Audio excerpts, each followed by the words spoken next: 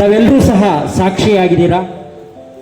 ಈ ಒಂದು ಸಂಘಕ್ಕೆ ಹೆಚ್ಚಿನ ಶಕ್ತಿಯನ್ನು ತುಂಬಿ ಪ್ರತಿಯೊಬ್ಬ ಮಡಿವಾಳ ಕೊಡಿಸುವ ತನಕ ನಮ್ಮ ಹೋರಾಟವನ್ನು ನಿಲ್ಲಿಸದೆ ನಮ್ಮ ರಾಜ್ಯ ಸಂಘದ ಪದಾಧಿಕಾರಿಗಳಲ್ಲಿ ಮನವಿ ಮಾಡ್ತಾ ಇದ್ದೀವಿ.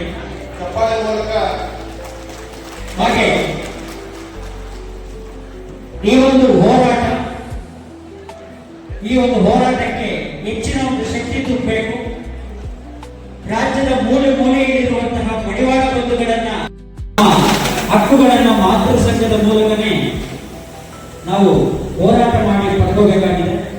ಕರ್ನಾಟಕ ರಾಜ್ಯ ಎಲ್ಲ ರಾಜ್ಯ ಸಂಘದಲ್ಲಿ ಹೋರಾಟ ಮಾಡೋಣ, ಎಲ್ಲರೂ ಒಟ್ಟಾಗಿ ಮಾಡೋಣ ಅಂತ ನನ್ನ ಮಡಿವಾಳ ಬಂಧುಗಳು. ಆಂಧ್ರ ಪ್ರದೇಶದಲ್ಲಿ ಕೊಟ್ಟಿದ್ದಾರೆ, ಇಲ್ಲ ಆಂಧ್ರದಲ್ಲಿ ಕೊಟ್ಟಿಲ್ಲ.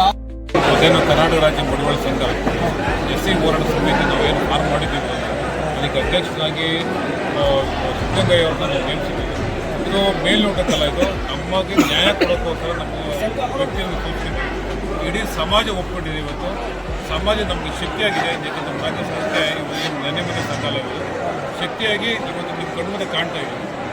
ಮುಂದಿನ ದಿನಗಳಲ್ಲಿ ನಮ್ಮ ನ್ಯಾಯ ಸಿರುವವರೆಗೂ ನಮ್ಮ ಹೋರಾಟ ನಿರಂತರವಾಗಿರುತ್ತೆ.